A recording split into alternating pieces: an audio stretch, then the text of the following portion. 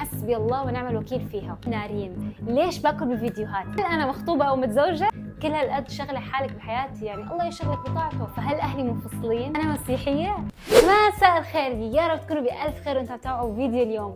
بهذا الفيديو رح اجاوبكم عن اسئلتكم اللي سالتوني اياها، في منها المحرجه في منها اللطيفه. اذا انتم مشتركين بالقناه اشتركوا حالا بالا، فعلوا زر الجرس وعملوا سبسكرايب وبس. والله حاجه حكي ويلا نبدا. حقسم هذا الفيديو لاقسام، فحابدا اول شيء بالاسئله المعتاده اللي كل حدا بيسالني اياها، وبعدين رح انتقل اخر شيء للاسئله اللي هي ممكن قد تكون شخصيه او يعني تعرفوا انتم. خليني اعرفكم عن حالي، وهي الفقره هي اللي حيكون فيها تقريبا اجابه على 3/4 اسئلتكم. اسمي نايا من سوريا وعايشه بالامارات، صار لي 23 سنه بالامارات، يعني مو سنه مو سنتين، تقريبا فينا نقول كل حياتي بالامارات، وبعتبر الامارات صراحه بلدي. عمري 24، مواليد 2001، سو مشان بعدين اذا ما عرفتوا قديش عمري. عندي اخت وحده بس عايشه معاها هي وماما. درست بالجامعه الامريكيه بدبي بكليه الشيخ محمد بن راشد للاعلام، درست اعلام. السوشيال ميديا وهي الاشياء كلها تخصصي بالاساس، لانه في سؤال من الاسئله انه هل هذا تخصصك ولا انت درستي شيء وطلعتي شيء ثاني. دائما كنت من زمان احلم اني اكون يوتيوبر، يس،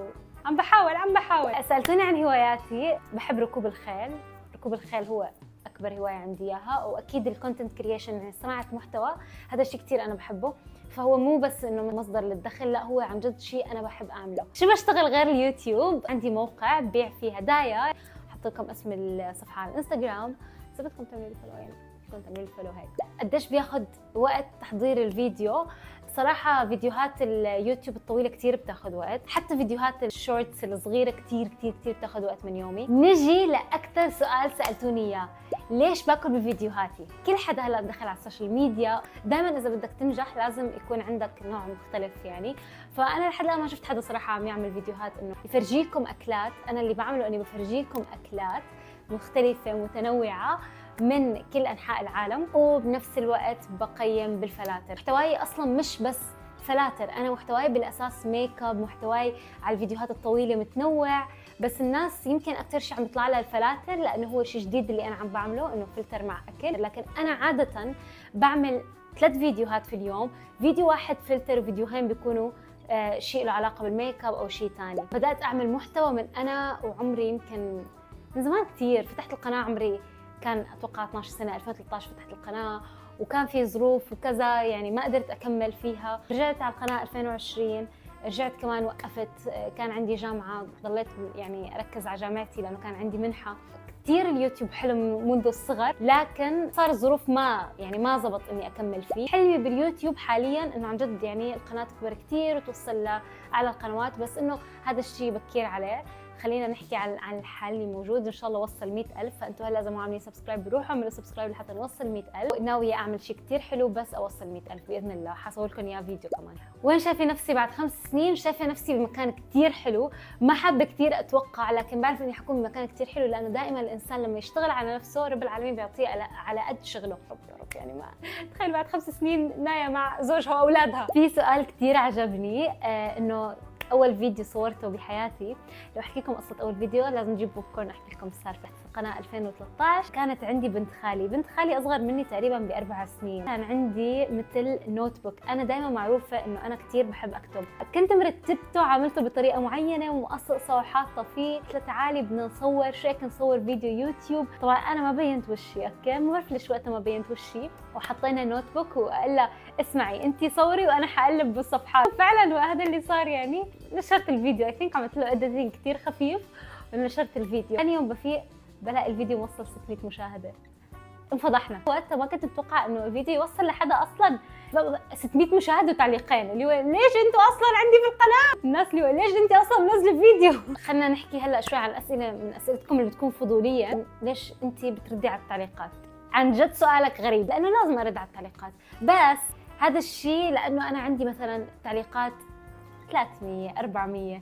هلا لو كان عندي تعليقات بالالاف اكيد رح اضل ارد واخصص وقت من يومي. اذا كان واحد عنده مثلا 5000 تعليق، كيف بدي اقدر ارد عليهم كلياتهم؟ ححاول دائما ارد عليكم بالتعليقات، اكيد هذا الشيء. بس اذا في صار تاخير او ما رديت عليكم لا تزعلوا مني، لا تفكروا اني صرت متكبره، عم بحاول قدر المستطاع. كان عندي ظرف انه يوم ما قدرت ارد فيه على الناس. في بنت اجت حكت معي على الخاص على الانستغرام، وكمان كتبت لي في الفيديوهات قالت لي لاحظت انك ما عاد رديتي على المتابعين. قال لي لا والله عم الكل. هذا السؤال متابعة جزائرية، كيف تعرفي تهدري جزائري؟ موضوع الجزائري هذا أنا عندي أصدقاء جزائريين أوكي، وبعرف اللهجة وبعرف الناس يعني كتير محتكة أنا بالثقافة الجزائرية، بعرف الأكل، بعرف اللبس، بعرف كتير أشياء عندكم. ما بحب أحكي جزائري بالفيديوهات لأنه كتير ناس بيقولوا لي ليش ما تحكي جزائري؟ أنا بحكي بلهجتي، يعني حتى أنا مثلا في الإمارات صار لي هون 23 سنة، ما بحياتي طلعت مثلا حكيت إماراتي مشان ما يصير مشاكل بعدين ما تحكي بلهجتها، عرفتوا؟ فبتشرف الجزائر ونحبكم بزاف صح ما نحبش نهضر لهجة ماشي تاعي. أكثر يوتيوبر بحسها بتشبهني هي نارين.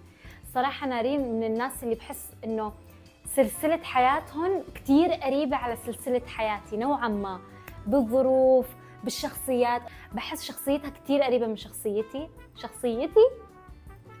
ولو في يوم من الايام ان شاء الله التقينا انا ونارين حتشوفوا هذا الشيء انه عن جد شخصياتنا تشابه. على فكره بفتح لايفات تيك توك وكثير بيشبهوني بنارين وشيرين وسيدرا كثير. انا نايا نايا نارين. اوكي حلو، في تشابه في الاسماء. هل انا مخطوبه او متزوجه؟ لا يا جماعه، يعني انا هاي الاشياء ما بحس اني حتكتم عليها، فلو انخطبت رح احكي لكم يعني عادي بحكي. اصلا هو اتوقع ما حيرضى انه ما احكي، يعني الزلمه دافع مهر وجايب. برد على التعليقات السلبيه، اتوقع اغلبكم شافني يا بحط لهم قلب يا اما خلص انه بسلك لهم صراحه، لانه انا ما بحب كثير اخذ واعطي مع الناس اللي بيحكوا بطريقه مش منيحه. بس التعليقات السلبيه اللي فيها مسبات اللي فيها كذا، مثلا في ناس بتقول لكم سم انه عم باكل بالفيديو مثلا انه سم، انا بقول لها الله يرزقك اضعاف ما تتمني لي. ببساطه انت بتتمني لي انه هذا انه اكل سم، ان شاء الله انت كمان اللي بتتمني لي يوصلك. الشخص اللي عم يعمل الفيديو اكيد اكيد اكيد عم يقرا كومنتاتكم. اكثر تعليق سلبي اثر فيني وحرفيا رح اقول لكم بس شغله واحده عليها، حسبي الله ونعم الوكيل فيها. مو اكتفت بس ان هي تحكي تعليق سلبي، صارت تسب، صارت تقول لي انت ما بتعرفي الله. اذا في حدا ما بيعرف الله فهو هي، لانه اللي بيعرف الله ما بيروح بيكتب للناس كلام فيه مسبات، فيه قذف، في اشياء مش منيحه. زعلت انه الناس بتحبني، راحت تكتب لهم انه شو بتحبوها، وبعدين راحت على التعليقات اللي كانت سلبيه نفسها وصارت تتناقش معاهم انه فعلا هاي البنت مو منيحه. طب انت ليش كل هالقد شغله حالك بحياتي؟ يعني الله يشغلك بطاعته. بس انا لما شفت انه هي عامله هيك كثير انصدمت. شفت لها اول تعليق، شفت ثاني تعليق، ثالث تعليق، بعدين شفت عم تعلق عند الناس، انصدمت. قلت والله حسبي الله ونعم الوكيل، هذا اللي حكي لها اياه. كنت عودة على شخصيتي، كنت عودة اني انا بحكي بسرعه، ما بعرف الناس كثير تقول ليش عم تحكي بسرعه، هاي شخصيتي والله ما بعرف. يعني مو كمان ناس شو لي ليش عم تاكلي نص الحكي. ليش ما تتصوري مع المشاهير؟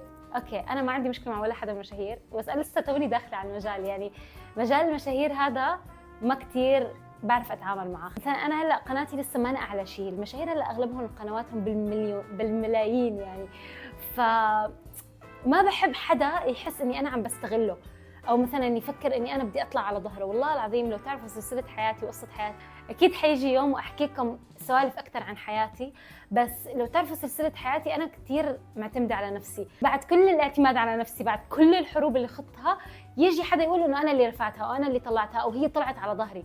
عرفتوا انه انا عن جد بحاول اعمل كل شيء لحالي وكذا، وما بحب انه حدا يقول اني انا طلعت على ظهر حدا. عرفتوا؟ فدائما مثلا بنعزم على ايفنتس وكذا، بحاول، هو هذا غلط، هذا غلط كثير كبير، وانتم اكتبوا لي حل في الكومنتس اذا لقيتوا حل يعني. بس بحاول اني انا ما كثير اختلط فيهم اذا هن ما اجوني، مشان ما يفكروا اني انا بدي منهم مصلحه وبعدين هاي وبعد الهاي باي وبعد الباي خلينا نصور فيديو مع بعض وهيك. يعني فكروا انه انا بدي اطلع على ظهرهم، بس انا يعني والله ما بدي اطلع على ظهر حدا. حنشهر بمحتواي وبدعمكم. سالتوني كثير عن بابا، فهل اهلي منفصلين؟ فاهلي منفصلين، واحنا انا واختي عايشين مع ماما وبس. يعني بحس انه هي معلومات كافيه تعرفوا عن بابا. سالتوني قديش طولي ووزني، بتفهم ليش كنت تعرفوا وزني، لانه فاكريني سمينه. عيب عليكم، اوكي؟ اي حدا سمين عادي يعني اذا الانسان سمين يعني، بس انا وزني يتراوح بين ال 46 و 48 حسب الطقوس والاحوال الجويه. اما طولي احتفظ بالاجابه يعني طولي 160 شوي. نصيحه لاي حدا حابب يفتح قناه يوتيوب، يمكن كثير بكير اني اعطيكم نصايح لانه انا لساتني كمان في هيك مرحله التجربه، انه ما تردوا على اي حدا اذا انتم شايفين عم تعملوه صح ومش مخل بالادب ولا عامل شيء يعني سيء، فكملوا فيه. ما في شيء بيجي بالسهل، دائما المواضيع اللي انتم بتكون كبيره وطموحاتكم كبيره رح تاخذوا وقت لحتى توصلوا لها. لما بدات قناتي باليوتيوب كنت باليوم ازيد 2-3 سبسكرايبرز، بعدين صرت ازيد بالشهر 1000-2000، بعدين في شهر زدت 5000، بعدين هلا صرت بالشهر ازيد ممكن 20000.